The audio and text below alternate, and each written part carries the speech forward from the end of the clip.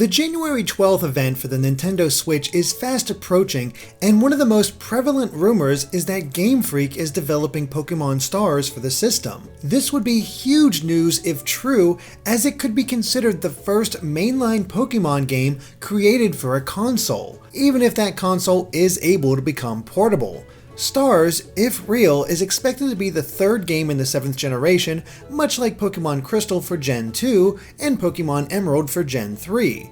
However, Game Freak hasn't released a traditional game in this vein since Pokémon Platinum, so there's a lot of uncertainty surrounding the rumor. But that doesn't mean we can't have a little fun. So I've put together a list of 5 wishes for Pokémon Stars that I'd like to see implemented in the game. Will they come true? Well, let's wish upon the stars and see. One of the most memorable additions to the remakes of Gen 2, Heart Gold and Soul Silver, was having your top slot Pokemon follow behind you in the same way Pikachu did in Pokemon Yellow. It was a way to connect with your Pokemon, and there's just something fun in having a cute sprite follow behind you. It gave the Pokemon more personality back when they were just 2D images, and nearly every Pokemon fan has wanted the feature to come back since. Plus, it actually makes sense to bring this back in Stars, if only because of Alola itself. Sun and Moon constantly remind players of the bonds between people and Pokemon. Having this feature back would just enhance that even more, especially since characters will often refer to the first Pokemon on your team. And fortunately, it looks like it may actually be a thing in Stars, as data miners have found evidence of different Pokemon walking and running on their own, something that wouldn't seem to make sense unless this feature is implemented. Whether it's true or not, having Pokemon follow you again feels like a must in Alola. Now that Pokemon Sun and Moon are out, we know that there are over 800 Pokemon in total, and yet only 300 of them are catchable in Alola. Yeah, that may seem like a lot, and there's still a good variety, but I'm of the opinion that at least half of the total Pokemon that exist should be catchable in a single game. There are so many great Pokemon that having more choices for them just makes sense. Plus, it's a lot easier to actually complete the National Pokedex if you can simply find them in a single game. At the very least, it'd be pretty cool to get some new Alolan forms as well, maybe for Pokemon beyond Gen 1. This wish feels unlikely though, unless Stars ends up being a sequel game like Black and White 2.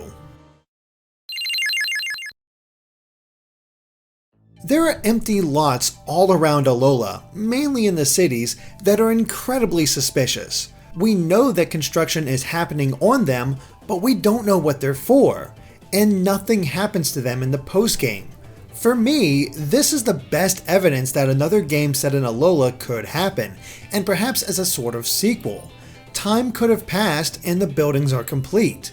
The question is, what are they building? My best guess would be a series of gyms, but that seems to fly in the face of Alola's long-standing culture. Still, no matter the answer, I want to know what could possibly end up there. At the very least, maybe it's something for Stars' post-game? It's always exciting seeing old characters return in new Pokemon games. It makes the world feel interconnected, and players want to see what they were up to. Sun and Moon had plenty of cameos that were mainly limited to the battle tree. And while it's fun to actually see these old trainers, I want something more. Take Red and Blue for example. They were a major surprise in their reveal trailer, and fans' imaginations ran wild with art of the two going around Alola, what Green may look like older, and other fun possibilities. But none of that happens in the game. Instead, you meet them, choose to battle one, and then proceed to the battle tree in order to have a chance to battle the other cameos. Likewise, Colress appears, has a few lines, and hands out a few good items, but it feels unsatisfying. I want to see him do more, and there's actually a great example of this in the game.